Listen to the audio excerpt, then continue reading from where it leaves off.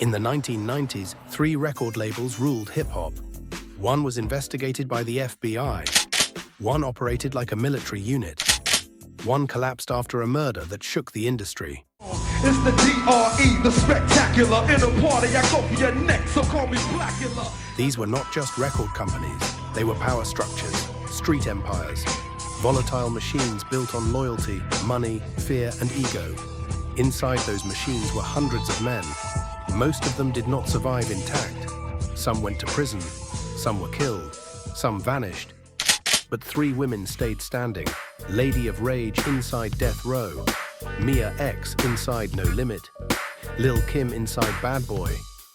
This is not a story about hits. This is a story about survival inside hip-hop's most dangerous era. And survival in that environment was not accidental.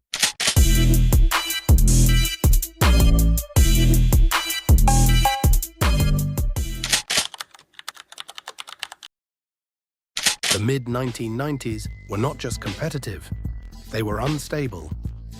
These labels were not corporate pop brands, they were extensions of personalities. Suge Knight built Death Row on intimidation and control. Master P built No Limit on relentless output and ownership. Sean Combs built Bad Boy on glamour and strategic dominance. Each structure rewarded loyalty, each structure punished weakness. Now imagine being the only woman inside rooms like that. Not a pop artist, not a crossover singer, a rapper. Cat, this is a male-dominated industry, you know what I'm saying? How is it that you maintained? Well, from being unladylike, you know, your label, when you take care of your business. Death Row was aggressive by design. It projected dominance, and inside that structure, Lady of Rage was not marketed as a sex symbol. Rage, yo, run that shit, G. Always and forever, forever and always. The rhythm will flow from now on through all days. She was positioned as lyrical artillery. Her voice was sharp, controlled, disciplined. But here's the structural issue. Death Row revolved around a few central male figures. Snoop Dogg, Tupac Shakur. When the internal instability increased, release schedules collapsed. Projects were delayed, focus narrowed. Rage's debut album was postponed repeatedly, not because she lacked skill, but because the structure became chaotic.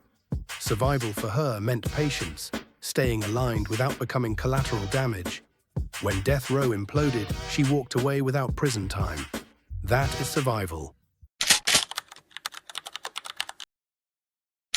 No Limit was different. It operated like a production factory. Albums dropped monthly. Branding was unified.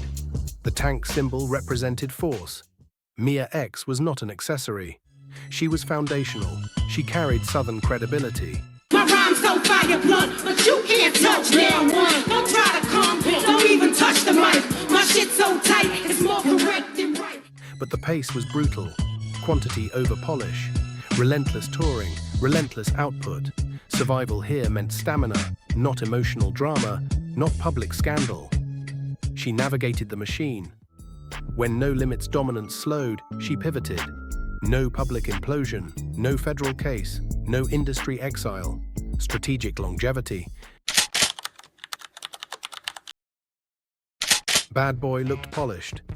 Champagne visuals, designer suits, mainstream radio dominance, but under that surface was extreme pressure.